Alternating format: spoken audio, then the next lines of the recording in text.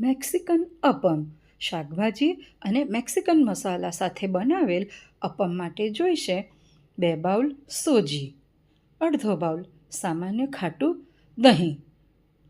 Thick consistency થાય તેટલું જ પાણી ઉમેરવું. આ રીતે બેટર તૈયાર કરીને ઢાંકણ ઢાંકી 4થી 5 કલાક સુધી રહેવા દેવું. 4થી 5 કલાક પછી તેમાં 1/4 બાઉલ બાફેલા અમેરિકન મકાઈના દાણા, 1/4 બાઉલ બારીક સમારેલ કેપ્સિકમ, 1/4 બાઉલ છીણેલું ગાજર, 1/4 બાઉલ બારીક સમારેલ કાંદા, 1/4 બાઉલ કોથમીરના પાન ઉમેરો. બધું જ બરોબર મિક્સ કરી દો.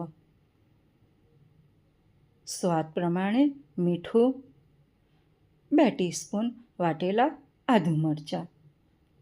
મેક્સિકન સ્વાદ આપવાનો છે તેના માટે 2 teaspoon chilli flakes, 1 teaspoon oregano, 1 tablespoon Mexican herbs ઉમેરો.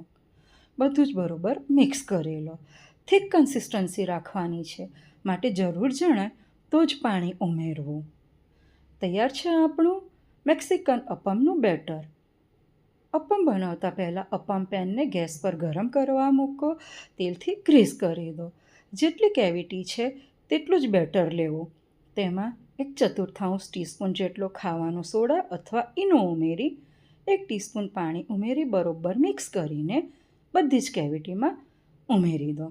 ઢાંકણ ઢાંકીને મીડિયમથી સ્લો ફ્લેમ રાખી થવા દો.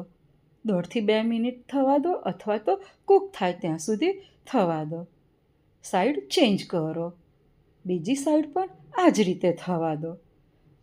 તૈયાર છે આપણા એકદમ ટેસ્ટી એવા મેક્સિકન અપમ, જેને કોપરાની ચટણી સાથે સર્વ કરો.